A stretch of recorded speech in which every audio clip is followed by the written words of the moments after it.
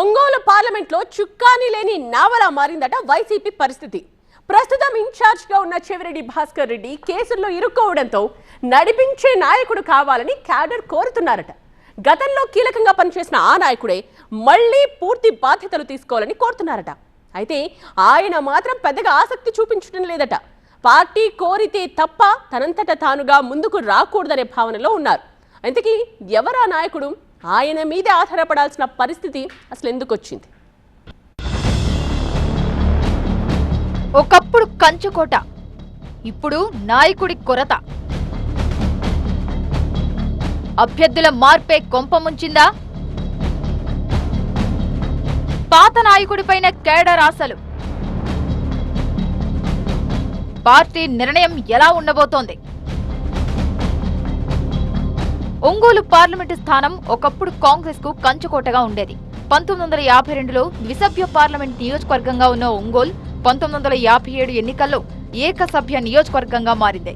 1952 నుంచి 2024 వరకు 18 సార్లు ఒంగోలు పార్లమెంటు స్థానానికి ఎన్నికలు జరిగితే కాంగ్రెస్ 10 సార్లు, ఇండిపెండెంట్లు 2 సార్లు, సిపిఐ 1 సారి గెలిచింది. ఒంగోలు పార్లమెంటు స్థానంలో ఒకప్పుడు కాంగ్రెస్ హవా అంతా ఇంతా కాదు.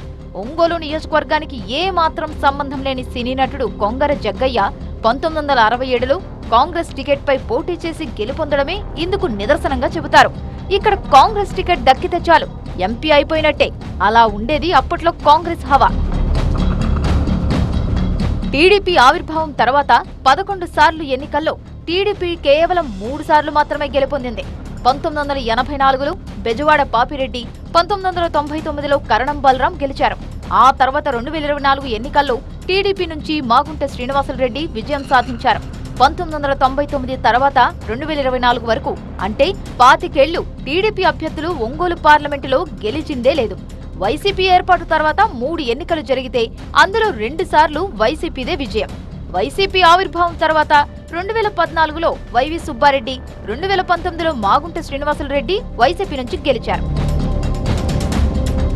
ఈ ఫలితాల సరళిని బట్టి చూస్తే రాష్ట్ర విభజనకు పూర్వం కాంగ్రెస్, విభజన తర్వాత వైసీపీకి ఒంగోలు పార్లమెంట్ కంచుకోటగా ఉంది. ఒంగోలు పార్లమెంటు పరిధిలో రెడ్డి సామాజిక వర్గానికి చెందిన ఓటర్లు అధికంగా ఉండటమే ఇందుకు కారణం. గత ఎన్నికల్లో టీడీపీ నుంచి పోటీ చేసిన మాగుంట చెవిరెడ్డి భాస్కర్ రెడ్డిపై విజయం సాధించారు. చెవిరెడ్డి స్థానికేతర అంశాన్ని తనకు అనుకూలంగా మలుచుకొని వైసీపీ కంచుకోటను బద్దలు కొట్టారనేది పొలిటికల్ సర్కిల్లో వినిపిస్తున్న మాట. 2024 ఎన్నికల్లో సిట్టింగ్ ఎంపీ మాగుంట శ్రీనివాసులరెడ్డిని పక్కన పెట్టిన వైసీపీ జగన్ కు సన్నిహితుడిగా పేరున్న చిత్తూరు జిల్లాకు చెందిన చెవిరెడ్డి భాస్కర్ రెడ్డిని ఒంగోలు ఎంపీ అభ్యర్థిగా బరిలోకి దించింది. తనకు అంతగా ఇష్టం లేకపోయినా అధిష్టానం ఆదేశాలను కాదనలేక చెవిరెడ్డి ఒంగోలులో పోటీ చేయాల్సి వచ్చిందట. వైసీపీ నుంచి టీడీపీలో చేరిన మాగుంట ఇటు టీడీపీ కేడర్తో పాటు వైసీపీలో తనకు అనుకూలంగా ఉన్న కింది స్థాయి నేతలను కలుపుకొని వెళ్లి వ్యూహాత్మకంగా వ్యవహరించారు. మాగుంట రాజకీయం ముందు చెవిరెడ్డి మంత్రాంగం ఫలించలేదట. చెవిరెడ్డి గెలిచినా ఓడినా ఒంగోలుకు దూరంగానే ఉంటారని, ఆయన రాజకీయాలన్నీ చిత్తూరు జిల్లాతో ముడిపడి ఉన్నాయని టీడీపీ గట్టిగా ప్రచారం చేసింది. అలాంటి వ్యక్తిని గెలిపిస్తే నియోజకవర్గంలో అభివృద్ధి ఉండదని ఢంకా బజాయిస్తూ ఎన్నికల ప్రచారం నిర్వహించారు. దీంతో వైసీపీ కంచుకోటలో చెవిరెడ్డికి ఓటమి ఎదురైందట. ప్రస్తుతం ఒంగోలు పార్లమెంటు వైసీపీ ఇన్ఛార్జిగా ఉన్న చెవిరెడ్డి భాస్కర్ రెడ్డి మద్యం స్కామ్ కేసు సహా మరికొన్ని కేసుల్లో ఇరుక్కొని పీకల్లోతు కష్టాల్లో ఉన్నారు.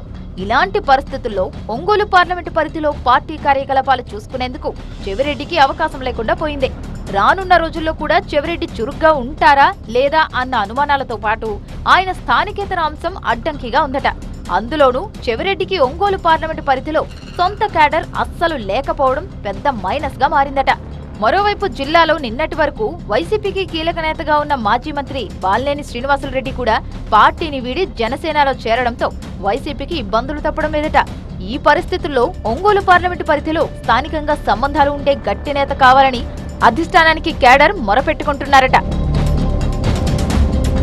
2029 ఎన్నికల సమయంలో ఇదే పరిస్థితి రాకుండా ఉండాలంటే చెవిరెడ్డి స్థానాన్ని మార్చక తప్పని పరిస్థితులు నెలకొన్నాయట.